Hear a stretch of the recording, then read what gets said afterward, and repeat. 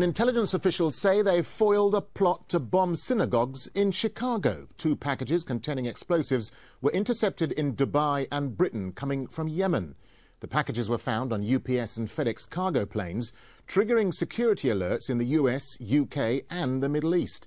There are growing concerns that Al-Qaeda is using Yemen as a springboard to mount international terror attacks. While Al-Qaeda in the Arabian Peninsula, AQAP, may have claimed responsibility for the Parcel bomb plot, it's worth considering how this latest Yemen-linked terror scare has been a gift to their avowed enemies.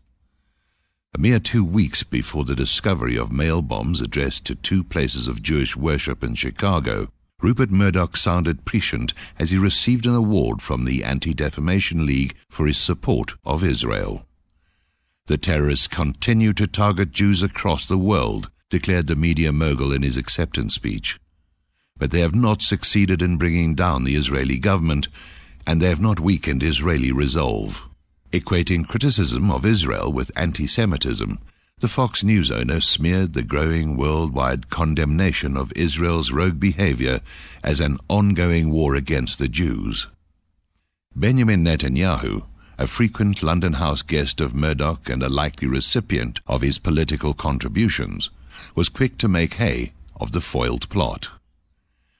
Briefing the cabinet on his impending address to the General Assembly of the Jewish Federations of North America, the Israeli Prime Minister told them that it would be held against the background of reports about the attempt to attack the Jewish community in Chicago. Linking the Parcel bomb plot to some of the most iconic terrorist attacks of the post-9/11 era, Netanyahu said that it does not matter if the target was a synagogue in Chicago or a railway station in Madrid, London, Mumbai or Bali, deftly associating his increasingly isolated government with the victims of those attacks. The Israeli Prime Minister proclaimed, "We are facing a growing wave of terrorism by extremist Islam." Netanyahu, never one prone to understatement, offered this analysis of the unsuccessful attempt to use desktop printers as terror weapons.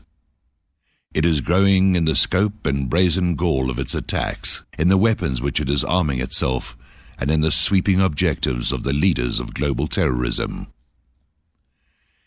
He then assured his colleagues that one of the main issues he would be addressing in New Orleans with American Jewish leaders was the steps that the civilized and free world must take in order to stop this wave that threatens us all.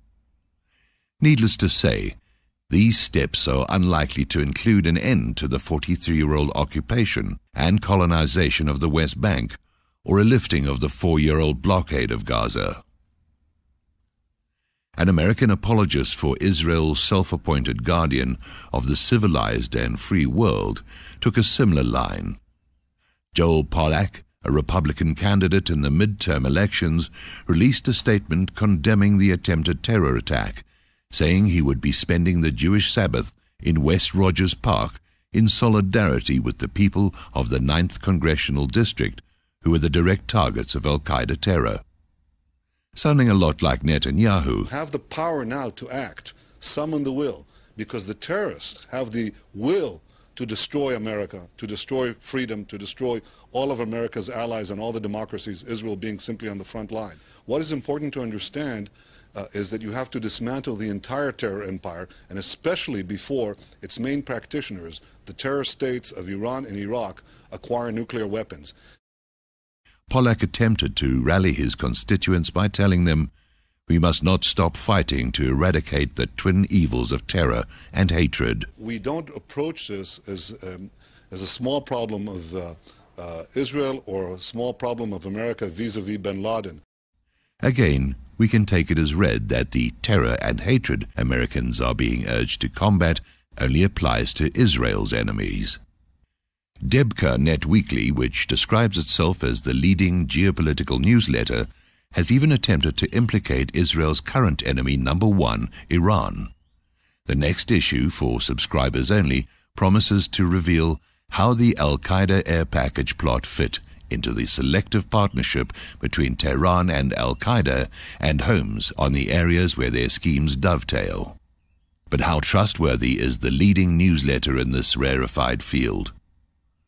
Debka is prepared mostly by former Mossad operatives, a reliable stream of information. Martin Peretz, the Islamophobic editor-in-chief of the staunchly pro-Israel New Republic, assures us. Umar Farouk Abdul Muttalib, the Nigerian who was trained in Yemen and sent on a mission to blow a US-bound plane, used explosives hidden in his underwear. Ever since an Israeli firm let the Christmas Day crotch bomber slip through security at Schiphol Airport without a passport, a few influential voices with close ties to Israel have been instrumental in making Yemen the new buzzword.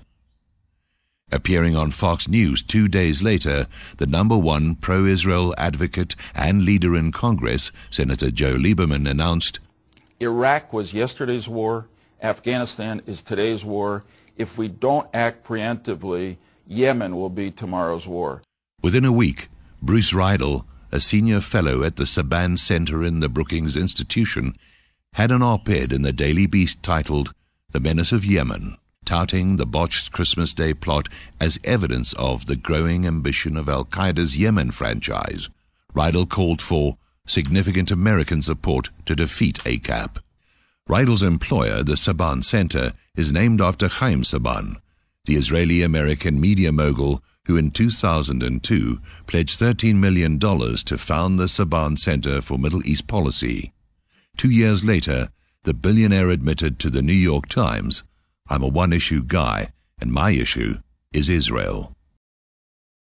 In Yemen, senior administration officials will tell you they fear that will have the opposite effect. Instead of driving them under or driving them out, it's just going to add more militants to the ranks of Al-Qaeda there. The U.S. may be walking into a bit of a trap, warns Gregory Johnson, a Yemen expert and doctoral candidate at Princeton University's Department of Near Eastern Studies. That trap has been best described by Philip Giraldi. America's misguided war on terror, Giraldi pointed out in a recent article, is in fact a complete adoption of Israeli security paradigms without any regard for the actual threats that confront the U.S., making Israel's many enemies also the foes of Washington. Israel must be very grateful indeed for this latest terror scare. If Al-Qaeda in the Arabian Peninsula did not exist, they might have to invent it.